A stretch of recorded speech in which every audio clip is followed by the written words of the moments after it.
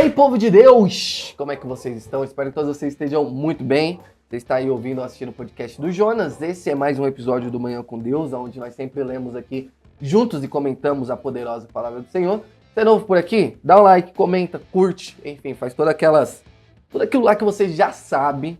Você tá fingindo que você não sabe, mas você já sabe. Então deixa aí de se inscrever, de dar um like, de seguir a gente lá no Spotify, no Instagram, enfim, todas as redes sociais. Se você já é da casa, você já sabe como funciona. Vamos aqui, nós chegamos ao capítulo 2 da carta de Paulo aos Gálatas. Então os Gálatas ali que Paulo estava admirado com os Gálatas. Por quê? Porque rapidamente eles se esqueceram do evangelho que eles receberam do Paulo e estavam vivendo um outro evangelho. Então que evangelho é esse? A gente já está percebendo pela carta que tem alguma coisa a ver com uma prisão aí do judaísmo envolvida ali com o cristianismo. Tá um rolo aí acontecendo. Então vamos ver o que Paulo ele vai continuar aqui no capítulo 2. Diz assim a palavra do Senhor. 14 anos depois, então Paulo está continuando o que ele estava falando ontem. Né? Eu sempre friso, nossa, vai ser pela milésima vez isso daqui. E os capítulos e os versículos, eles foram adicionados posteriormente, muito tempo depois, mais de 1000 anos depois. Então, assim, às vezes a gente tem esse problema, e principalmente com os escritos de Paulo tá num assunto, e a gente quebrou isso para outro capítulo, mas ele ainda tá tá falando a mesma coisa. Então é isso que está acontecendo aqui. Então ele continua dizendo ali como que foi os seus primeiros dias depois que ele foi chamado pelo Senhor e dizendo, enfatizando que, eu não fui buscar a aprovação dos apóstolos, minha aprovação veio diretamente de Cristo. Então ele está frisando isso daí. Capítulo 2 e versículo 1. 14 anos depois, subi novamente a Jerusalém, dessa vez com Barnabé, levando também Tito comigo.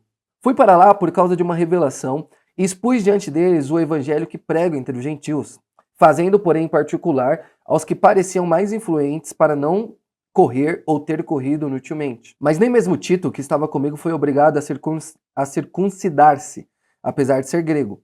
Essa questão foi levantada porque alguns falsos irmãos infiltraram-se em nosso meio para espionar a liberdade que temos em Cristo Jesus e nos reduzir à escravidão. Não nos submetemos a eles nem por um instante, para que a verdade do evangelho permanecesse com vocês. Quanto aos que pareciam influentes, o que eram, então, não faz diferença para mim, Deus não julga pela aparência, tais homens influentes não me acrescentaram nada.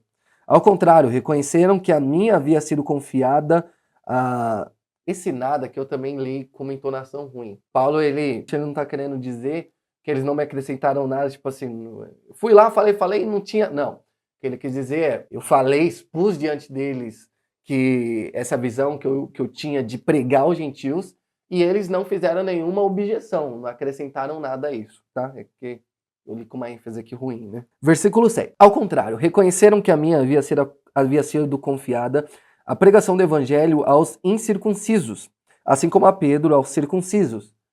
Essa diferença ela era muito latente, muito importante ali no início da igreja, da questão da circuncisão. A circuncisão é uma marca aí física, né, no homem, que foi lá daí foi lá para Abraão. Deus ele instituiu isso lá com Abraão, eles fizeram ali um acordo. Então todo nascido ali da casa de Abraão, Isaac, seus filhos, enfim, toda a descendência, o povo de Israel, né, precisaria circuncidar aí no 8º dia de nascimento. Era uma marca que mostrava que aquela pessoa ali fazia parte do povo de Deus, o povo de Israel. Porém, com Cristo vindo e ele cumprindo, né, toda essa aliança e agora nos mostrando uma nova aliança, por isso que nós temos aqui o Novo Testamento, né, algo que estava ali encoberto, mas que agora a gente está vendo aí a pintura total. Nessa pintura ampla, agora nós temos uma marca interior. Aqui, a gente tinha lá na igreja primitiva essa grande questão, por quê? Porque a igreja de Cristo, ela nasce, obviamente, ali em Jerusalém, então, e de judeus. Jesus era judeu e os seus discípulos também, então, eles ainda estavam muito engateando, entendendo ainda quais eram as questões das leis de Moisés, o que disso passava para frente, o que disso já tinha se findado em Cristo, enfim. Então, nessa primeira discussão ali, no bom sentido, entre os irmãos, quando Paulo ele vai expor aos apóstolos que ele entendeu que ele deveria ir para os gentios, que são os incircuncisos, no caso, né, porque não tem essa marca no corpo aí como descendência de Israel. Então, Paulo chegou lá e falou isso e eles entenderam, beleza, é isso mesmo. E o Pedro, por outro lado, ele vai ter esse evangelho, esse caminho de anunciar o evangelho mais para os judeus, mais para os circuncisos, apesar de, obviamente, Pedro também pregava aos incircuncisos. A gente tem ali em Atos 10 Cornélio sendo ali apresentado o evangelho por Pedro, e você tem também, obviamente, Paulo também pregando a diversos judeus, né? Então, mas era uma pequena separaçãozinha ali do início. Por que Paulo está fazendo esse panorama todo? Porque o problema da igreja lá na Galácia, a gente vai ver aqui um pouquinho mais para frente, era justamente essa questão. Alguns irmãos na igreja estavam querendo levar de novo os irmãos a serem presos, a ficarem ali escravizados nessa condição da circuncisão e de outras coisas que não cabem mais no cristianismo, porque Cristo ele veio, cumpriu toda a lei e agora há uma mudança interior, primeiramente, pelo Espírito Santo de Deus e que, obviamente, se revela exteriormente nas nossas ações. Mas não é mais necessário essa marca física da circuncisão, não em nós que somos gentios. Versículo 8. Pois Deus, que operou por meio de Pedro como apóstolo aos circuncisos, também operou por meu intermédio para com os gentios. Reconhecendo a graça que me fora concedida, Tiago, Pedro e João, tidos como coluna, estenderam a mão direita a mim e a Barnabé em sinal de comunhão.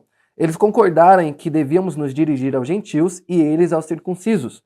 Somente pediram que nos lembrássemos dos pobres, os que me esforcei por fazer. Quando, porém, Pedro veio a Antioquia, enfrentei-o face a face por sua atitude condenável. Então, o que será que Paulo viu em Pedro? Que atitude foi essa condenável? Pois, versículo 12, pois antes de chegarem alguns da parte de Tiago, ele comia com gentios. Quando, porém, eles chegaram, afastou-se e separou dos gentios, temendo os que eram da circuncisão. Os demais judeus também se uniram a ele nessa hipocrisia, de modo que até Barnabé se deixou levar. Quando vi que não estavam andando de acordo com a verdade do evangelho, declarei a Pedro diante de todos: você é judeu, mas vive como gentil e não como judeu. Portanto, como pode obrigar gentios a viverem como judeus? Nós, judeus de nascimento, e não gentios pecadores, entre aspas, sabemos que ninguém é justificado pela prática da lei, mas mediante a fé em Jesus Cristo.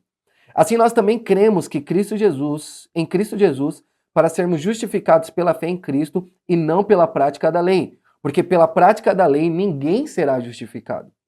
Se, porém, procurando ser justificados em Cristo, descobrimos que nós mesmos somos pecadores, será Cristo então ministro do pecado? De maneira nenhuma. Se reconstruo que destruí, provo que sou transgressor, pois por meio da lei eu morri para a lei, a fim de viver para Deus. Fui crucificado com Cristo, assim já não sou eu quem vive, mas Cristo vive em mim. A vida que agora é vivo no corpo, vivo pela fé no Filho de Deus, que me amou e se entregou por mim. Não anulo a graça de Deus, pois se a justiça vem pela lei, Cristo morreu inutilmente. Então, aqui a gente já é apresentado um pouco de uma maneira mais ampla ao que Paulo estava enfrentando ali com os nossos irmãos lá na Galácia. Eles estavam que agora, depois de terem ouvido o evangelho, de entender, porque esse é o ponto principal de Paulo, e muito do que ele escreve, principalmente em Romanos e agora em Gálatas, vocês são salvos pela fé em Cristo Jesus. Não é mediante a prática da lei. Por quê? Porque mediante a prática da lei, ninguém é salvo. Todos nós somos pecadores. Eu sou pecador. Você que está aí do outro lado é pecador. Seu pastor, o seu líder, aquela pessoa que você mais admira, os nossos influencers aí, cristãos, né, do YouTube, enfim, de todos esses lugares aí, todos eles pecam, todos eles erram. Mediante a lei, ninguém pode ser salvo, a não ser pela fé em Jesus Cristo. Então, é isso que Paulo está defendendo, e foi isso que os irmãos lá na Galácia estavam se deixando levar. E talvez é isso que nós, aqui no século XXI, depois de muitos anos depois do que Paulo escreveu aqui, muitas vezes nós, como cristãos, estamos nos deixando também levar para esse lugar, um lugar de salvação pelo mérito das nossas ações e não salvação pela fé em Jesus Cristo. Significa então que eu não preciso fazer nada para ser salvo? Significa sim. Significa então nada do que eu... Nada. Porque é a fé em Jesus Cristo. Aí você pode me pensar, então eu vou viver a vida do jeito que eu quero? Eu vou fazer então tudo que eu bem entender, tudo que eu bem pensar? Aí eu infelizmente ou felizmente vou ter que te dizer uma coisa.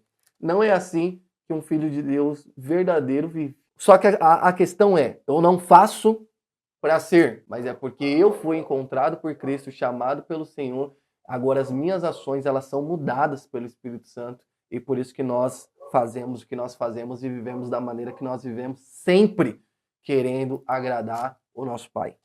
Amazing Grace? Então não deixe que esse pensamento de que os seus méritos vão te levar a algum lugar, não deixe isso entrar na sua cabeça. Lembre-se sempre que nós fomos salvos pela fé em Cristo Jesus, sendo nós os piores dos pecadores. E se você de fato entender isso, reconhecer o seu pecado, se arrepender, falar, Senhor, eu dependo totalmente de Ti para ser salvo. Com certeza o Espírito Santo de Deus, ele vai mudar aí todo o seu interior, fazer com que você viva verdadeiramente para o Senhor. Amém? Que Deus te abençoe, você tenha um dia abençoado para a glória de Deus. Se Ele permitir, nós estejamos aqui juntos amanhã, lendo a poderosa palavra do Senhor. Deus te abençoe, meu irmão.